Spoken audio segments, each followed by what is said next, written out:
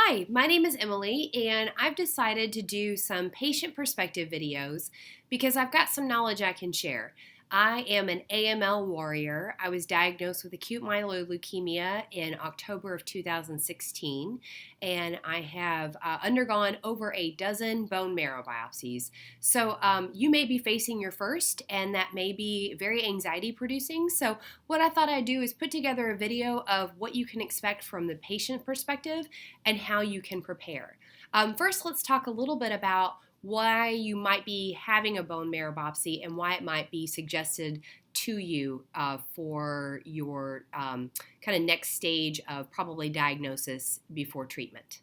Now, I've mentioned that I'm a leukemia warrior, but actually, bone marrow biopsies are used in a number of different diagnoses. It could be genetic. You could have something that is unrelated to leukemia, and could be something that your doctor is using to really get down below the circulating blood level and figure out what's going on at the marrow level. It is basically the ultimate diagnosis tool to figure out at a molecular level within your bone marrow what is truly going on, and can give doctors and your team more information about genetics, about what kind of cells are being produced or not produced currently in your bone marrow.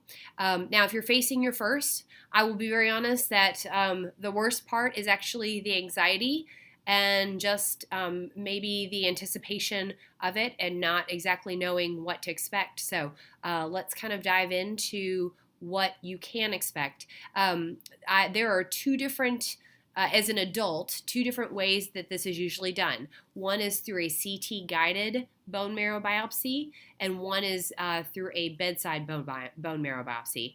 I have had both, but the majority of my experiences have been bedside bone marrow biopsies. So to prepare that morning, go ahead and take a shower. You're not going to want to shower for about 24 hours after the procedure because of bandaging. So if you can take a shower in the morning, you'll go ahead and be clean for the day. And then I do recommend going ahead and eating a light meal so you do have something on your stomach, because after the procedure's over, you're likely going to want to take a nice long nap. So having something on your stomach will help you feel better. And some people are sensitive to the pain medication, so it can help protect your stomach from feeling some nausea later on. As far as what to wear, you can kind of wear whatever you want on top. I typically choose a loose-fitting top, but especially choose some comfortable, soft, loose-fitting pants with an elastic waistband. You'll change into a gown for the procedure, likely.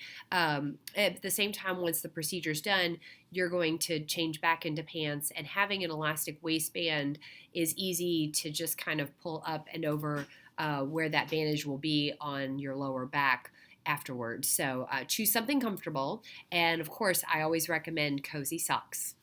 So let's talk for a minute about the fear of the pain. First of all, if you have an access point like a central line or a port that will be accessed for this procedure. If not, you'll be given an IV. And my team always gives me something for general relaxation to kind of bring that anxiety level down. So if that's not offered to you proactively, you can request it. My team, for example, usually gives me Ativan to help me just relax a little bit. And then you will be offered something for general pain through your IV as well. So sometimes my team chooses morphine, and that is just given to me for systemic pain control that will carry me through the procedure and afterwards. So if you have an IV that will be offered to you, and your body will be given time for those to kind of to kick in, but it doesn't take very long, because if given IV, your body goes right into the bloodstream and you'll be ready for the procedure. For the procedure, you're going to lay on your tummy, and the provider will come to one side of you, and the bone marrow biopsy will kind of be done on your very lower back, kind of on where, if you kind of feel back where those plates are just above your rear, that's where the practitioner is going to go in and access your bone marrow. you will it will be done on either the left or the right side. They'll drape that area, and then they will locally numb it. So you'll have some local that you will feel some pinpricks, and it may burn a little bit as the anesthesia goes in, but then it should numb pretty quickly. Your practitioner should check in with you and make sure that that area is numb before they move forward.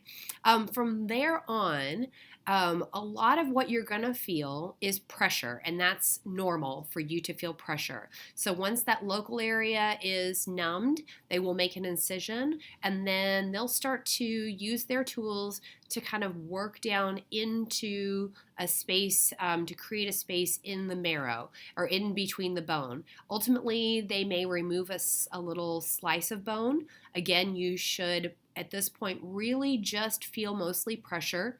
At any point, they can kind of continue to numb as they work down toward the bone. And it's a nice time to remember to do some deep breaths and to maybe find a focal point.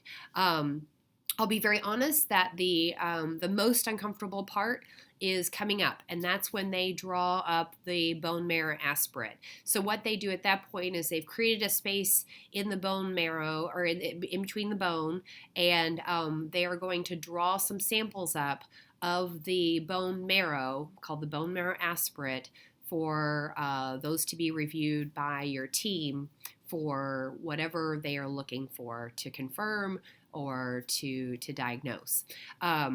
During the drawing of the aspirate, that is the most painful part of the procedure, and they cannot numb that part. So this is an important time for you to find a focal point and to do some deep breaths. The cool thing about being awake during this procedure is your practitioner should be able to alert you to kind of tell you, okay, now I'm drawing the small sliver of bone. Now I'm preparing to draw an aspirate. Take a deep breath, and you're going to feel it. Okay, so what it feels like is you may actually feel kind of a shooting pain down your leg. You may feel it a little bit up your spine, and so it's a short, sharp pain. It is intense, but with breathing, just know that it's over quite quickly. Sometimes they draw several samples. For example, I've done a dozen of these, and there's times when I've been involved in studies when they've drawn extra samples, and so the practitioner has prepared me ahead of time that they would be drawing maybe 3 to 4 aspirates. And so I just do my deep breathing, and I stay focused, and I know that it is over soon. After the aspirates are drawn, then the practitioner is going to kind of withdraw from the bone marrow, take all of the tools out, and start to pack it. So at that point, they'll usually have some packed gauze that they'll put on top of the incision and hold it there for a few minutes to make sure that you are clotting and that the blood is going to basically not soak that pad. And then once that's controlled, they'll pack that incision with the gauze and put a bandage on top, and then you'll flip over and you'll actually put your body's pressure by laying on your back and on that bone marrow biopsy site, so that your body basically then puts pressure on the actual incision. At this point, you have had enough pain medication that you should not feel pain. You may feel pressure, but mostly you're going to be just a little bit groggy and have that taken care of. Okay, and now the procedure's done. You can get up and walk around. Some people are a little bit out of it, depending on how much pain medication you've had, and you might be offered a wheelchair if you'd like to be transported and not have to walk, but you can get up and walk if you are able to do so. I really suggest having someone with you.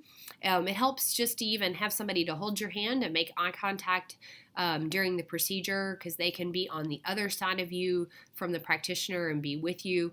But especially important is the fact that you have a ride home if you are outpatient and having this procedure and leaving. That way you can make sure that you have a safe ride home. And now would be a really good time for you to have a nice long nap. Your pain medication will probably last you several hours. Over the next 24 hours, you won't want to shower. You'll want to keep that bandage covered on the incision area. But after that, as long as all looks good, you can remove it, shower, gently wash it, and cover it with a Band-Aid over the next few days. As far as lingering pain, I'll have to tell you, it just kind of depends on who does your procedure. I've had bone marrow biopsies that I couldn't feel within a couple days, and I've had some that I've been sore for up to a week, sometimes even 10 days, or I'll move a certain way on the couch, and then it's kind of like, ooh, I just felt it. And that's totally normal. If you have any kind of oozing from it or anything like that, if it starts to swell, if it's looking more than appropriately bruised, then of course call your practitioner. And while I'm not a medical professional, I've had a dozen of these, so I can tell you that usually they go very smoothly. Remember, you set the tone. You are the patient, and it is going to be uncomfortable, but there are ways to manage that pain, prepare yourself, and to take control of this procedure. You can do this. I've done a dozen of them, and there are people who have done way more than I have done. But hopefully this video helps find you at a time when you might be looking for more information and have a lot of fear, especially about what's going to happen and the level of pain. And you survived your first bone marrow biopsy in a way that brings you empowerment and hopefully great information, and I hope you have positive results. Best wishes, and thanks for watching The Patient Perspective.